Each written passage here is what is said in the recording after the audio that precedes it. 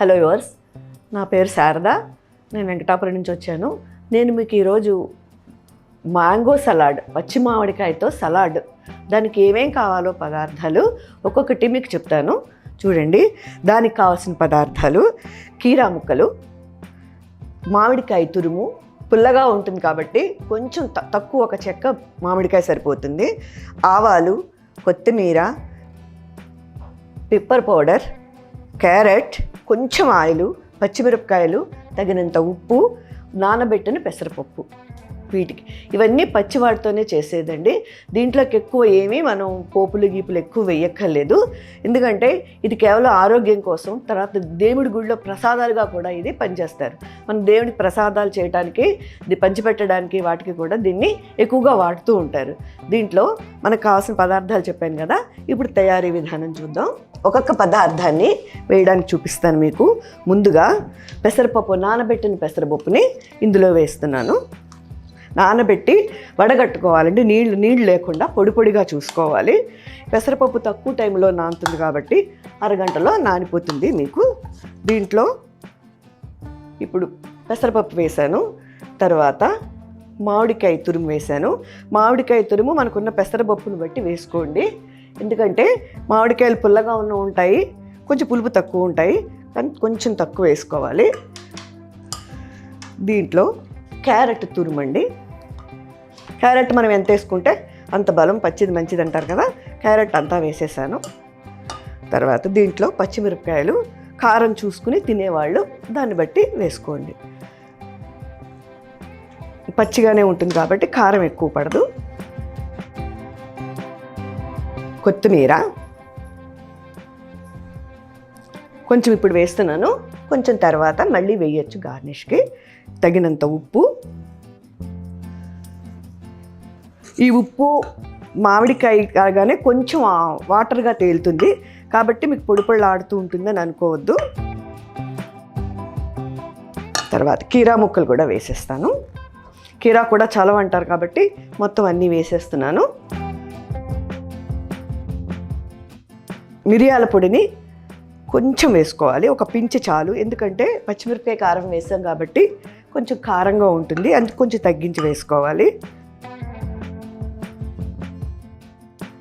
ఇప్పుడు మనం అన్నీ కలుపుకున్నాం కదండి. ఈ పెసరపప్పు, కీరా అన్నీ కలుపుకుని ఉన్నాయి కదా. దీంట్లోకి కొంచెం ఒకసారి బాండీ పెట్టుకుని స్టవ్ వెలిగించుకుని 1 స్పూన్ నూనె మాత్రమే వేసుకోవాలి.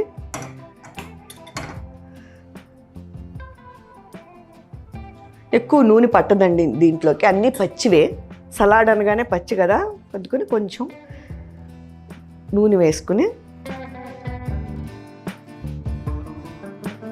ఇది కొంచెం ఆవాలే కదండి చిటపట్లాడతాయి, కొంచెం లో ఫ్లేమ్లో పెట్టుకుని, కాకపోతే మీ హై పెట్టుకుని ఇది వచ్చిన తర్వాత అలా చప్పుడు అవుతుంది కదా మనకి. అయిన తర్వాత ఆవాలు చిటపట్లాడాలి. ఆవాలు చిటపట్లాడితే బాగుంటుందండి. మీరు ఇందులో ఇష్టం ఉంటే కొబ్బరి వేసుకోవచ్చండి, లేకపోతే లేదు, అది మీ ఇష్టం. ఇలా శనగలతో చేస్తారు కానీ శనగలతో కూడా ఇలా సలాడ్ చేసుకోవచ్చు. పెసలతో చేసుకోవచ్చు, శనగలతో చేసుకోవచ్చు, పెసరపప్పుతో చేసుకోవచ్చు. ఆవాలు చప్పుడు అవ్వాలండి, చక్కచక్క చప్పుడు అవుతేనే ఆవాలు వేగినట్లు లెక్క. ఇప్పుడు స్టవ్ ఆఫ్ చేసాను. ఇది ఇందులో వేసేయటమే.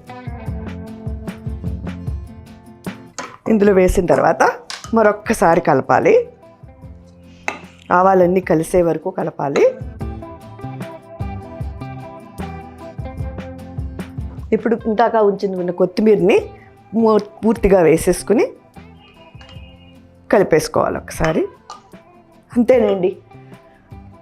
ఇప్పుడు మిక్స్ చేసుకున్నాం కదండి, దీన్ని సర్వింగ్ బౌల్లోకి తీసుకుందాం.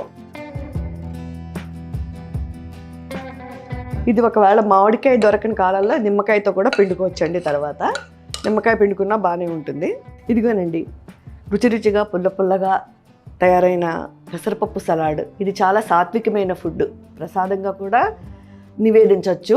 దీంట్లో ఏ విధమైన పదార్థాలు కలపం కాబట్టి, పచ్చివే కాబట్టి దేవుడికి పెట్టడానికి, నైవేద్యంగా పెట్టడానికి, సాత్విక ఫుడ్ తినేవాళ్ళకు కూడా ఇది ఉపయోగపడుతుంది. మామూలుగా కూడా కమ్మకమ్మగా బాగుంటుందండి. ఇది అందరూ చేసి చూడండి. ఆయిల్ పదార్థాలు లేకుండా న్యాచురల్గా పప్పుతోటి చేసిన పదార్థం మనకి చేసాం కాబట్టి ఇది రుచి చూసి చెప్తాను. బ్రహ్మాండంగా ఉందండి. మీరు కూడా రుచి చూసి తయారు చేసి ఇంటి దగ్గర మీ వాళ్ళందరికీ పెట్టి చెప్పండి. ఇప్పుడు చూశారు కదా మీరు ఈ పదార్థాలు. మళ్ళీ కొత్త వంటకంతో మీతో కలుస్తా.